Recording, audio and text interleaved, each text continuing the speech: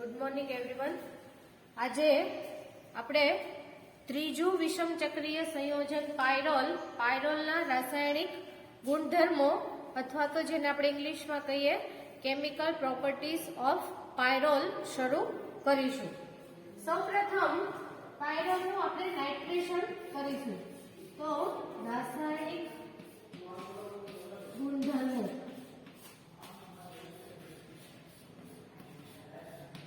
એની પહેલી પ્રક્રિયા nitration. પાયરોલનું acetic એનહાઇડ્રાઇડની હાજરીમાં એસેટિક એનહાઇડ્રાઇડ ની હાજરીમાં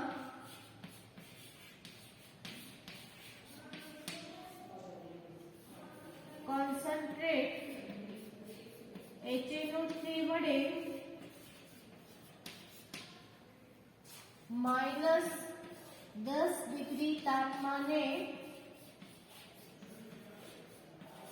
નાઇટ્રેશન કરતા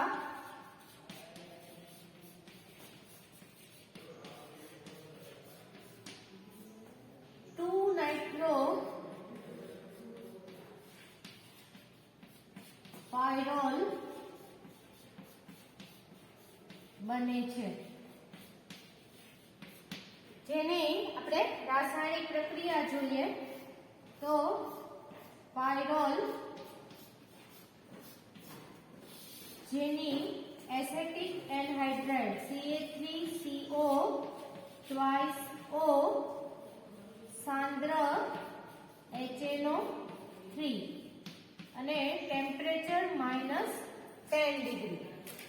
અહીંયા દરેક સંયોજનનું નામકરણ કરવું જરૂરી છે. તો આ રીતે પાયરોલનું નાઇટ્રેશન કરતા અહીંયા આપણને પ્રક્રિયાને અંતે 2-નાઇટ્રો પાયરોલ બને. તો આ આપણે સૌપ્રથમ પહેલી પ્રક્રિયા આપણે જોઈ નાઇટ્રેશન. હવે બીજી પ્રક્રિયા જોઈએ સલ્ફોનેશન.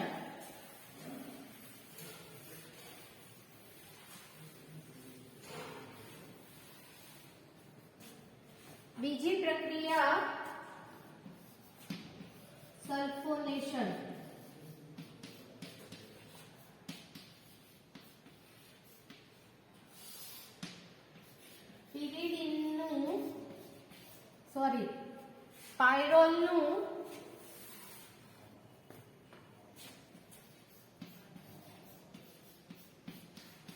પાયરોલનું ઇથિલિન ડાઇક્લોરાઇડની હાજરીમાં પિરીડિન અને સલ્ફર ટ્રાયોક્સાઇડ વડે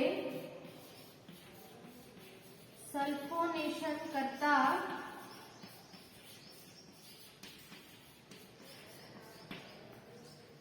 પાયરોલ 2-સલ્ફોનિક એસિડ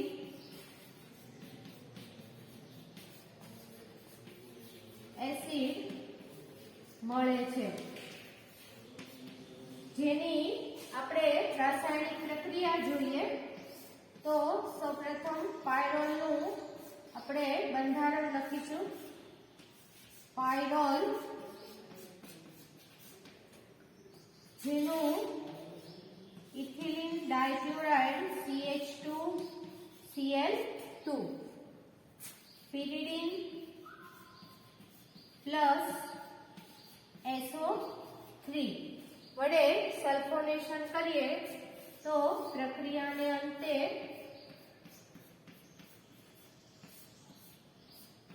પાયરોલ 2 સલ્ફોનિક એસિડ આપણને મળે. Pyrrole to sulphonic acid. आ आपणे बीजी प्रक्रिया पायरोलनी कम्प्लीट करी। हवे जोईए पायरोलनुं हेलोजिनेशन। त्रीजी प्रक्रियामां आपणे पायरोलनुं हेलोजिनेशन करीशुं।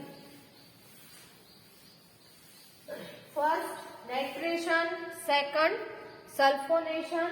हवे त्रीजी प्रक्रिया हेलोजिनेशन।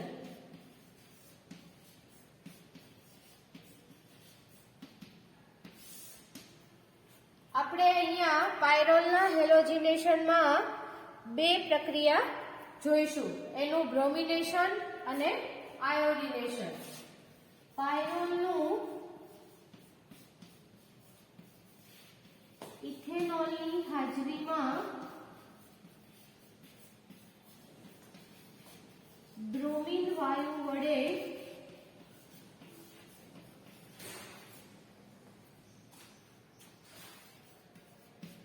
ब्रोमिनेशन करता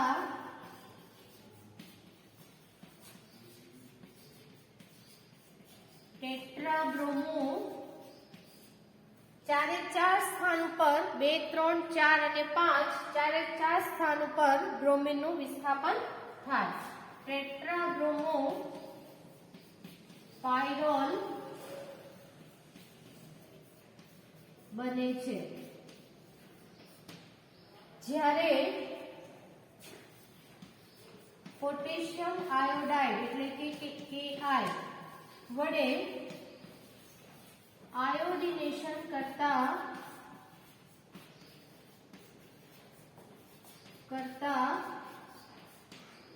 ટેટ્રા આયોડો પાયરોલ बने छे।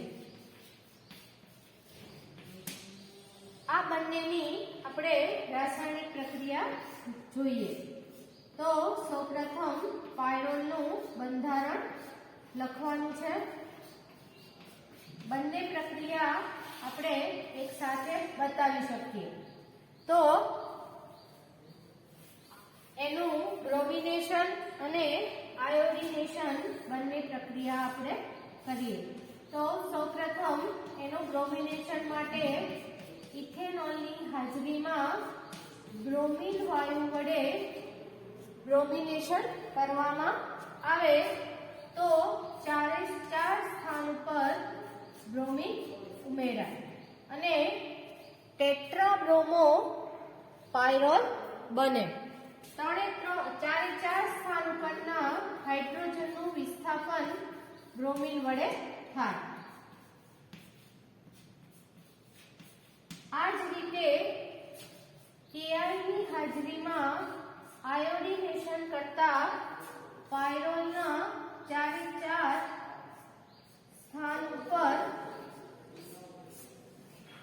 આયોડિનનું વિસ્થાપન થાય અને બંનેનો ટેટ્રાબ્રોમો અને ટેટ્રા આયોડો पायरोल व्युत्पन्न मळे। टेट्रा ब्रोमो पायरोल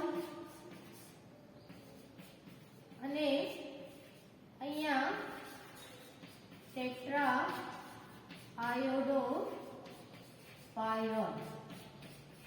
तो आ थई पायरोलनी त्रीजी प्रक्रिया हेलोजिनेशन।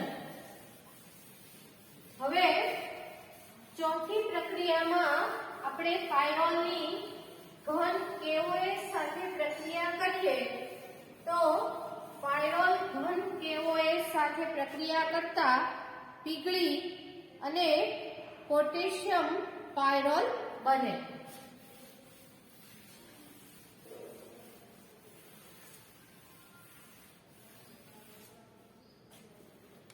चौथी प्रक्रिया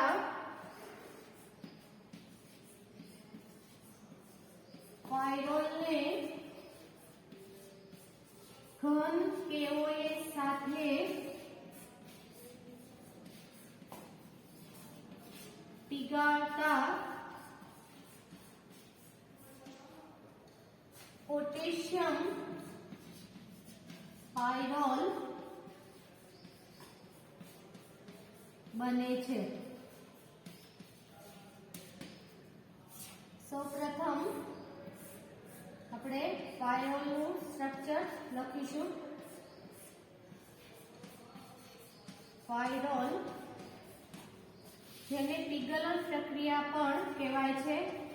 ઘન KOH પીગલન કરવામાં આવે તો પાયરોલમાં નાઇટ્રોજન સાથે જોડાયેલ હાઇડ્રોજનનું વિસ્થાપન પોટેશિયમ વડે થાય અને પાણીનો પ્રક્રિયા દરમિયાન પાણીનો KOH નો OH અને નાઇટ્રોજન સાથે જોડાયેલ હાઇડ્રોજન જે એકબીજા સાથે જોડાય પાણીના અણુ તરીકે દૂર થાય અને પ્રક્રિયાને અંતે આપણને પોટેશિયમ પાયરોલ મળે. તો આ થઈ પાયરોલની ચોથી પ્રક્રિયા કે જેને પોટેશિયમ ઘન KOH સાથે એને પીગાળવામાં આવે તો પોટેશિયમ પાયરોલ બને. હવે પાયરોલને મિથાઇલ આયોડાઇડ સાથે 60 સેન્ટીગ્રેડ તાપમાને ગરમ કરવામાં આવે તો અહીંયા પણ નાઇટ્રોજન સાથે જોડાયેલ હાઇડ્રોજનનું વિસ્થાપન મિથાઇલ સમૂહ વડે થાય અને એન મિથાઇલ પાયરોલ બને. પાંચમી પ્રક્રિયા 60 સેન્ટીગ્રેડ તાપમાને પાયરોલની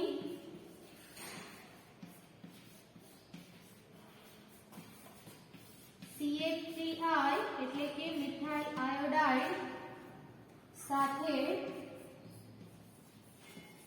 પ્રક્રિયા કરતા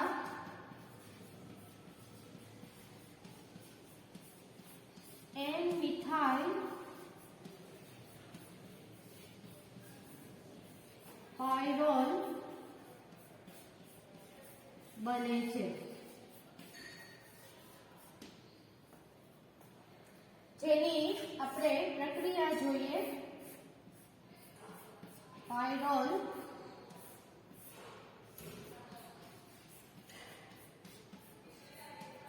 પ્લસ CH3I 60 સેન્ટીગ્રેડ તાપમાને પ્રક્રિયા કરવામાં આવે તો આ પ્રક્રિયા દરમિયાન પાયરોલના નાઇટ્રોજન સાથે જોડાયેલ હાઇડ્રોજન અને આયોડીન એકબીજા સાથે જોડાય HI તરીકે રિમૂવ થાય અને આ હાઇડ્રોજનનું વિસ્થાપન મિથાઇલ સમૂહ વડે થાય અને પ્રક્રિયાને અંતે નિપજ તરીકે આપણને એન મિથાઇલ પાયરોલ મળે. N methyl pyrrole. તો આ થઈ પાયરોલની પાંચમી પ્રક્રિયા. હવે આપણે પાયરોલની છઠ્ઠી પ્રક્રિયા જોઈએ જે આપણે ફિડલક્રાફ્ટ પ્રક્રિયા તરીકે પાયરોલની છઠ્ઠી પ્રક્રિયા આપણે જોશું. જેમાં પાયરોલને એસિટાઇલ ક્લોરાઇડ સાથે 80 સેન્ટીગ્રેડ તાપમાને ગરમ કરતા પ્રક્રિયાને અંતે એન એસિટાઇલ પાયરોલ મળે. તો છઠ્ઠી પ્રક્રિયા ફિડલક્રાફ્ટ પ્રક્રિયા.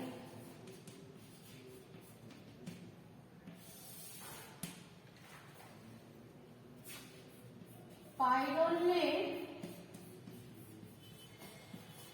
80 સેન્ટીગ્રેડ તાપમાને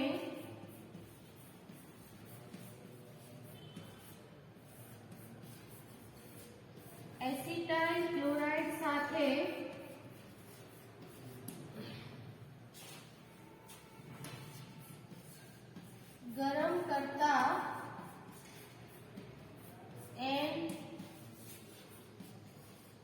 એસિટાઇલ પાયરોલ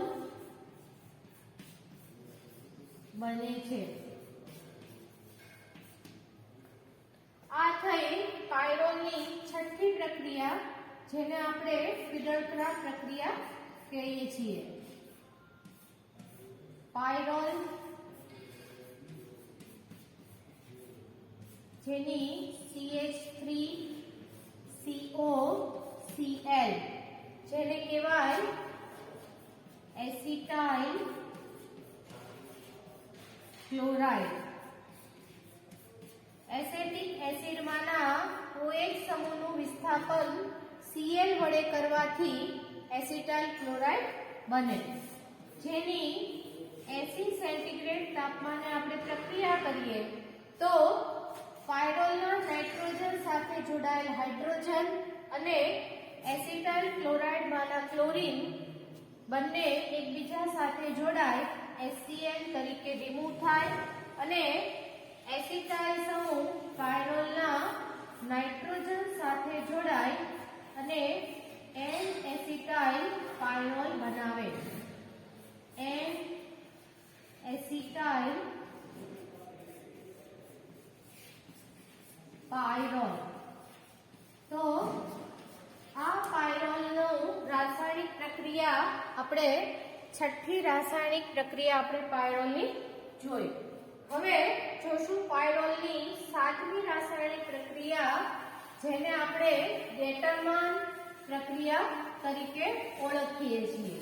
ગેટરમાન નામના વૈજ્ઞાનિકના નામ પરથી આ પદ્ધતિનું નામ આપવામાં આવેલ છે. તો સાતમી પ્રક્રિયા ગેટરમાન પ્રક્રિયા. આ પ્રક્રિયામાં પાયરોલની HCl પ્લસ HCl સાથે પ્રક્રિયા કરતા યોગશીલ પ્રક્રિયા થઈ યોગશીલ પ્રક્રિયા થઈ મળતી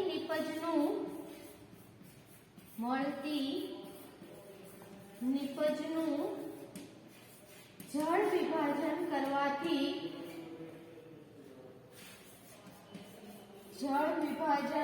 કરવાથી પાયરોલ 2-આલ્ડીહાઇડ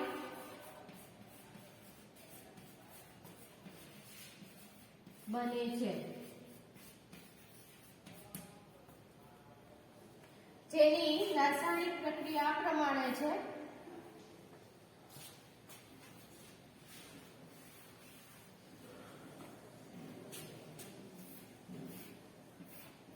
પાયરોલ NH જેની HCl પ્લસ HCl સાથે પ્રક્રિયા કરતા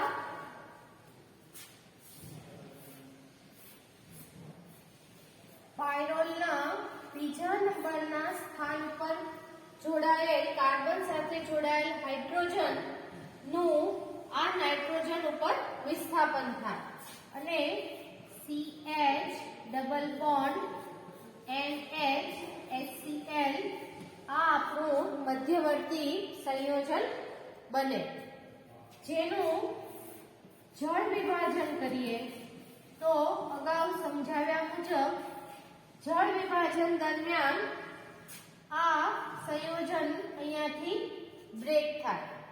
પ્રક્રિયાને અંતે અહીંયા ઓક્સિજન જોડાય અને આની સાથે H2 જોડાય, NH4Cl તરીકે આ રિમૂવ થાય અને અહીંયા આપણને પાયરોલ 2-આલ્ડીહાઇડ મળે.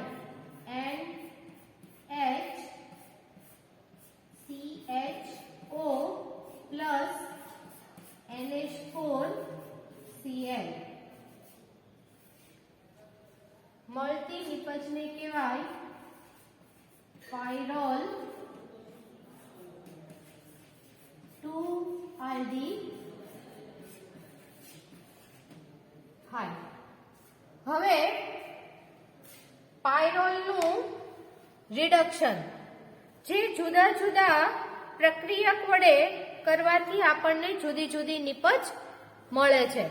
તો 7મી અને 8મી પ્રક્રિયા આપણે પાયરોલના રિડક્શન તરીકે જોઈશું. તો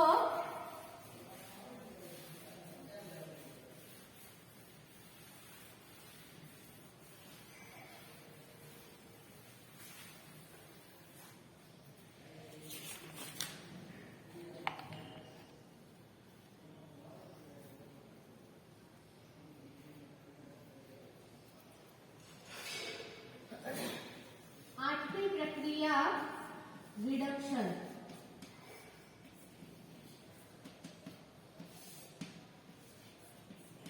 પાયરોલનું Zn પ્લસ એસેટિક એસિડ જેને આપણે HAC તરીકે પણ ટૂંકમાં લખી શકીએ. Zn પ્લસ HAC વડે રિડક્શન કરતા પ્રથમ 2,5-dihydropyrrole બને છે.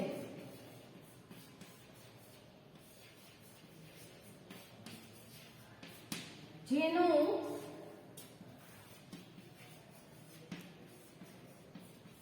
લાલ ફોસ્ફરસ અને HI વડે વધારે રિડક્શન કરતા ટેટ્રાહાઇડ્રોપાયરોલ બને છે. જેની રાસાયણિક પ્રક્રિયા આ પ્રમાણે થશે. સૌપ્રથમ પાયરોલની Zn અને એસેટિક એસિડના મિશ્રણ વડે રિડક્શન કરવામાં આવે તો આ પ્રક્રિયા દરમિયાન 2 હાઇડ્રોજનના પરમાણુ ઉમેરાય અને આ બંને પરમાણુ બીજા અને 5મા આ બંને સ્થાન ઉપર એક હાઇડ્રોજન ઉમેરાય. એટલા માટે અહીંયાનો જે ડબલ બોન્ડ છે અહીંયા આવે. આ પ્રક્રિયા દરમિયાન 2 હાઇડ્રોજનના પરમાણુ ઉમેરાય અને આ પ્રક્રિયાને અંતે આપણને 2,5-dihydropyrrole આપણને મળે. જેનું વધારે આગળ લાલ ફોસ્ફરસ અને HI વડે રિડક્શન કરતા બીજા 2 હાઇડ્રોજન ત્રીજા અને ચોથા નંબરના કાર્બન ઉપર ઉમેરવાથી પાયરોલનું સંપૂર્ણ રિડક્શન થઈ અને ટેટ્રાહાઇડ્રોપાયરોલ અથવા તો તેને આપણે પરહાઇડ્રોપાયરોલ પણ કહી શકીએ. અને આ પ્રક્રિયાના અંતે ટેટ્રાહાઇડ્રો અથવા તો જેને પરહાઇડ્રોપાયરોલ પણ કહી શકાય. જેનું વધારે આગળ રિડક્શન શક્ય ન હોવાથી આપણે પર શબ્દ વાપરી શકીએ. તો આ પાયરોલનું Zn પ્લસ એસેટિક એસિડ અને એના પછી લાલ ફોસ્ફરસ અને HI વડે રિડક્શન કર્યું તો આ પ્રમાણે એનું સંપૂર્ણ રિડક્શન થઈ અને ટેટ્રાહાઇડ્રોપાયરોલ મળ્યો. પરંતુ નિકલ ઉદ્દીપકની હાજરીમાં જો 200 સેન્ટીગ્રેડ તાપમાને પાયરોલનું રિડક્શન કરવામાં આવે તો પણ સિંગલ સ્ટેપમાં પાયરોલનું સંપૂર્ણ રિડક્શન થઈ એટલે કે 4 હાઇડ્રોજનના પરમાણુ એક સાથે ઉમેરાય અને આપણને ટેટ્રાહાઇડ્રોપાયરોલ મળે. જે પ્રક્રિયા આપણે જોઈએ અને આ છેલ્લી પ્રક્રિયા પાયરોલની 9મી રિડક્શન. પાયરોલનું 200 સેન્ટીગ્રેડ તાપમાને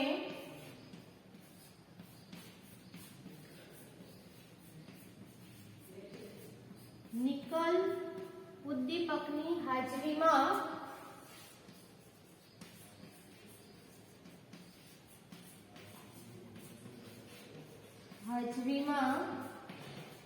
રિડક્શન કરતા 4 હાઇડ્રોજનના પરમાણુ ઉમેરાય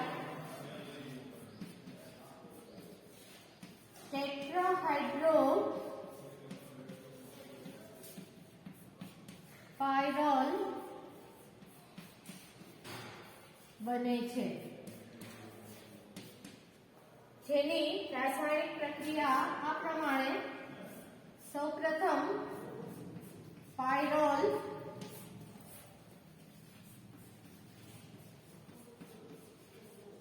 જેનું નિકલ કેટાલિસ તરીકે વાપરવામાં આવે, 200 સેન્ટીગ્રેડ તાપમાન, અને આ દરમિયાન 4 હાઇડ્રોજનના પરમાણુ ઉમેરાય અને નિકલ તરીકે ટેટ્રાહાઇડ્રો અથવા તો અગાઉ જે પ્રમાણે લખ્યું તે પ્રમાણે એને પર હાઇડ્રો પાયરોલ પણ કહી શકાય. તો અહીંયા આપણે 5 સભ્યવાળા આપણા 3 વિષમ ચક્રીય સંયોજનો, પહેલું આપણે ફ્યુરાન, એના પછી થાયોફિન અને ત્રીજું વિષમ ચક્રીય સંયોજન પાયરોલ આપણે પૂરું કર્યું. ત્રણેયના સંશ્લેષણ, ભૌતિક ગુણધર્મો અને રાસાયણિક ગુણધર્મો આપણે જોયા. હવે ચોથું વિષમ ચક્રીય સંયોજન જે 6 સભ્યવાળું અને એવું આપણા સિલેબસમાં છે એવું એક જ પિરિડીન, અને જેમાં વિષમ પરમાણુ તરીકે નાઇટ્રોજન આવેલો છે. તો નેક્સ્ટ લેક્ચરમાં આપણે પિરિડીન નો અભ્યાસ કરીશું. Okay, thank you.